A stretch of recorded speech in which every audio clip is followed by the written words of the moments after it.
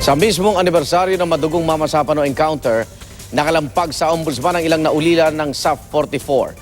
Tanong naman ng ilan, ba't hindi kabilang sa mga kinasuhan ng ombudsman si dating Pangulong Noynoy Aquino? Saksi si Bernadette Reyes. 2 taon na ang lumipas pero tila di pa rin daw maubos-ubos ang luha ng mga naulila ng SAF-44 at iba pang pumanaw sa madugong inkwentro sa Mama Sapano, Maguindanao noong January 25, 2015.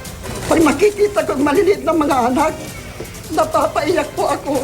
Sabi ko, kawawa kayo, ang mga tatay niyo hanggang ngayon hindi pa nabibigyan ng hustisya.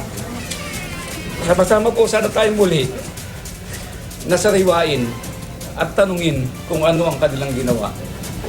Una po, ang ombudsman nga.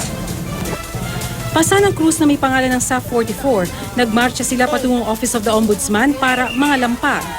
Naghain ng ombudsman sa Sandigan Bayan ng kasong graft at usurpation of public function laban kina dating PNP Chief Alan Purisima at dating SAF Director Getulio Napeñas. Sabi ng dating abogado ni Napeñas na si ngayon Justice Secretary Vitaliano Aguirre II.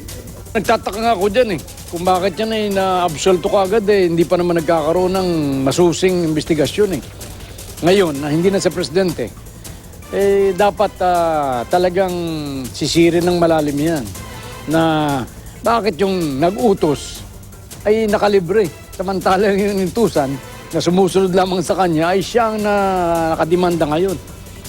Si Purisima at saka si Jan Lapeñas. Wala namang pag-absuelto kay dating Pangulong Noynoy Aquino pero wala ring hinaharapang formal na kaso. Pinag-aaralan din po ngayon ang possibility na baka mag-file kami ng impeachment laban sa ombudsman pag hindi po sila magising-gising. Never mind back. Let them charge me. Let them prove that I am covering up. If they fail to prove it, without. Kahapon ay sinisi ni Pangulong Rodrigo Duterte si Aquino sa dami ng mga namatay sa operasyon sa Mama Sapano.